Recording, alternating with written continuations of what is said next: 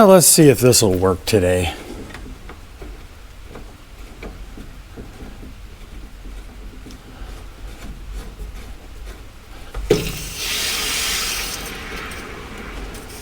Well, we got water flowing there.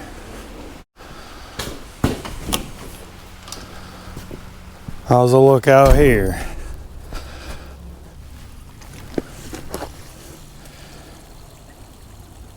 Well, water flows out of that garden hose.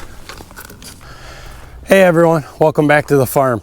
Yesterday we said goodbye to that white stuff. Today we traded it in for rain showers. We got to go check on the water and the hay for the cattle. I know they definitely need water, but their hay situation I'm not sure on. So let's go see what they need.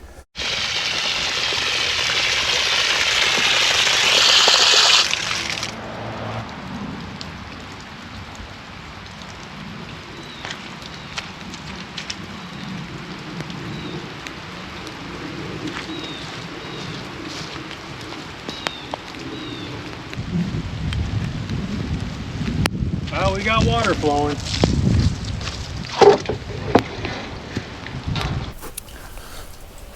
This time of year, I always seem to struggle on when's a good time to pick up this garden hose system for the winter. The last few years, November, December, have really been like a roller coaster, and that's kind of how so far this year's going. By the time January rolls around, it usually gets cold and stays cold. So I struggle with, do I pick this system up early and just switch right over to the barrel, or do I leave it out, give the opportunity for it to freeze, and if it does freeze, is there going to be any damage to any of the garden hose system, whether it be the brass fittings, the on-off valves, the garden hoses themselves, the connections at the garden hoses? Those are the things that I could possibly run into, and I weigh my options. Is it worth it or not? Well, it definitely is in the sense of filling it with the garden hose versus the barrel is faster with the garden hose. So a day like today, all I got to do is fire up the water out of the basement and the whole system's charged, and away I go with filling with the garden hose. Now, towards the end of the week, it's going to get cold again, and I'll be back to filling with the barrel. And that's the way it looks for the next couple weeks, up and down, up and down.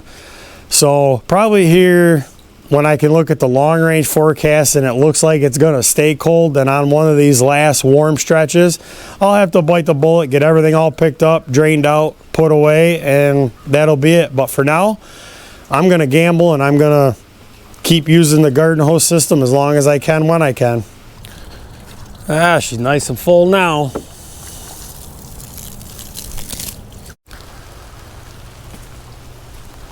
Let's see what their hay looks like. Oh, I think they got plenty, at least for another day. They've eaten all the desirable stuff. We'll make them clean up what's left. A little over a week ago, before we got all that snowfall, I moved the cows into the smaller barnyard, and I came in here with a New Holland, and I cleaned all around this hay feeder and off towards where the other two cows are standing, and got all that bed pack and cow manure, hay, whatever was in there, and it's all out on the compost pile now. I really wanted to get this cleaned out. I didn't want to leave that deep of a mess out in here all winter long. Chances are it really probably wouldn't have froze unless we got a real long cold stretch. It would have froze on top but not underneath, and that probably would have created an unsafe environment for the cows.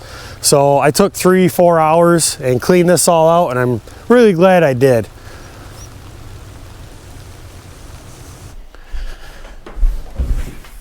Well, that rain's definitely picked up out there. I'm glad I don't have to do any more work outside, because quite frankly, probably not very good for me to be out in the rain anyways. I'm trying to get over a cold that I've had the last 3 days. So I think I got something on the honey-do list that I want to get done, because everyone knows that a happy farm wife creates a happy life.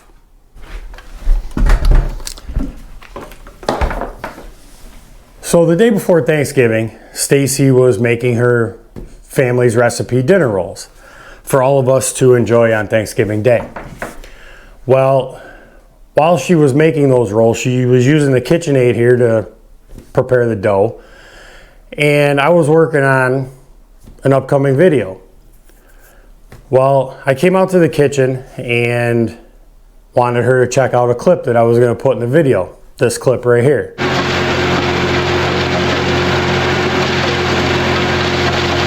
And she found it rather funny, and we were all laughing about it. Well, the whole time this thing's running. Well, all of a sudden, it started making a really loud growling noise. It quit working, and the end is history. So now I need to figure out what's going on, because I got on KitchenAid's website. Looks like parts are available for most anything to do inside this thing. So I need to figure out why this drive doesn't go round and around anymore. So before we get started, I was able to get it close enough to an outlet to plug it in so you can hear what it's doing.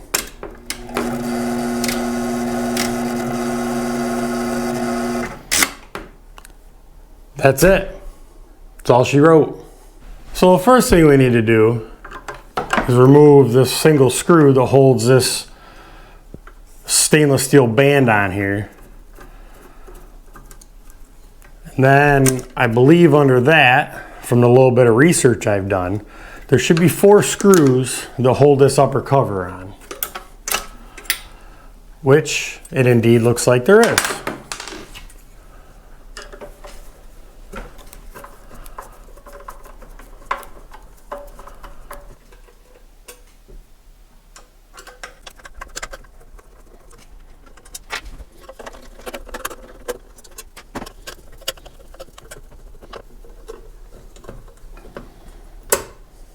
I'm pretty sure this will just lift up off of here.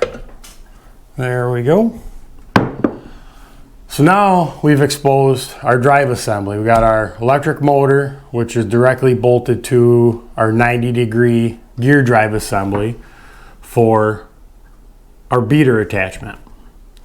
I believe the problem is in our beater attachment, and that's what I want to get down to. So first thing I want to do is figure out how this whole assembly comes off of here. Well, there's a 2-wire plug over here that connects to the circuit board for the motor I just disconnected. And it looks like there's another wire connector here. Not quite sure how that one comes apart, but we'll figure it out.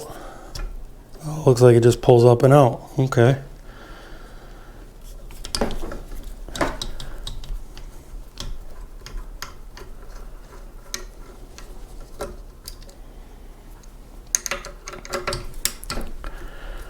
Now this KitchenAid's only a year old, and quite honestly I don't think we got any extended warranties on it or nothing.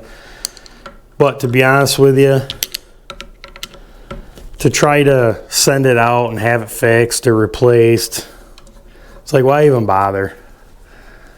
For the price of the parts, just tackle it myself and see what we can figure out with it.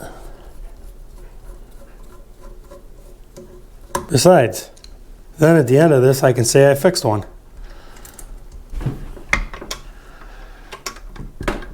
And it don't look like it's going. It is a little bit. I'm gonna try something. All right, we're gonna try this. There's a snap ring on the end here, but there's also looks like a roll pin right here. So I want to try seeing if this pin moves.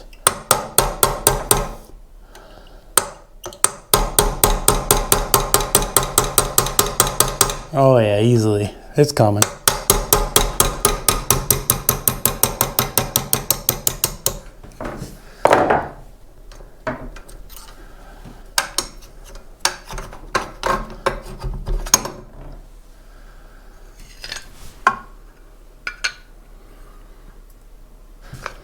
Well, everything in here looks okay.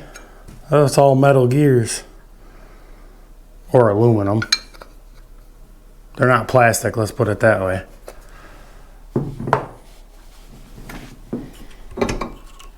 There, now the motor comes off.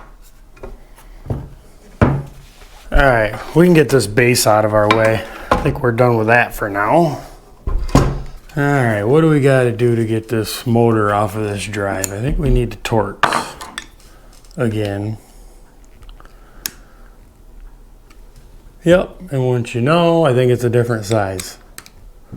It's a little smaller. Well, let's see if it's T20. Yep.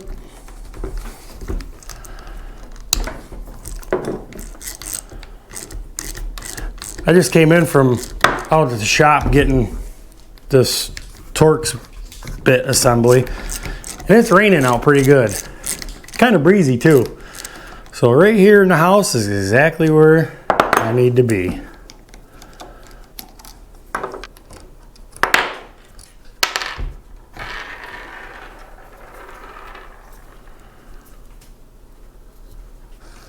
Well, the motor spins nice and free, so we know that's not set up. Stacy's gonna love it when she comes home from work and sees all these parts scattered all over the kitchen table. And let me guess, I need another size yet again.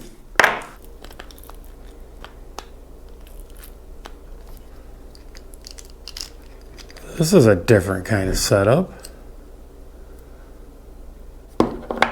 It's got a double planetary gear set.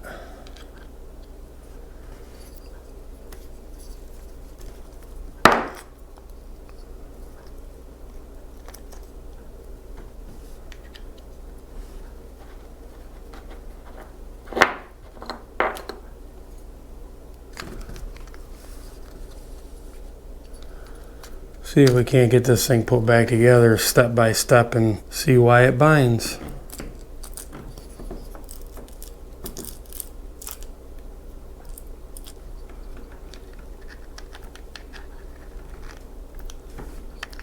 This will be fun getting all these lined back up.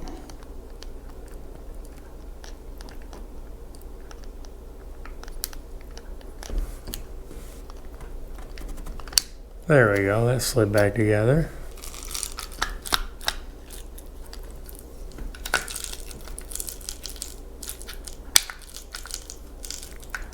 I don't know, something don't seem right here.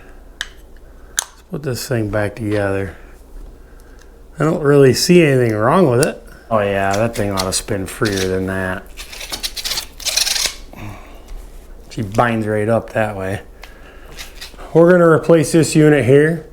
We'll get one coming, and hopefully it'll be here in the very near future so I can get this thing put back together and we can get some Christmas cookies made. Well, if you made it to the end of the video, I really appreciate you sticking around. I know it wasn't the most glamorous video we've ever put out on the channel, but it is sort of farm related if you think about it. We have machinery on the farm that we use to make the feed to feed our animals, but we also have machinery on the farm, or in this case in the kitchen, that we use to prepare the food to feed the farmer. So I guess they are kind of intertwined if you think about it. If you enjoyed the video, give it a thumbs up. If you like our channel, as always, we ask you to subscribe. We hope you have a great rest of your day. We'll see you next time.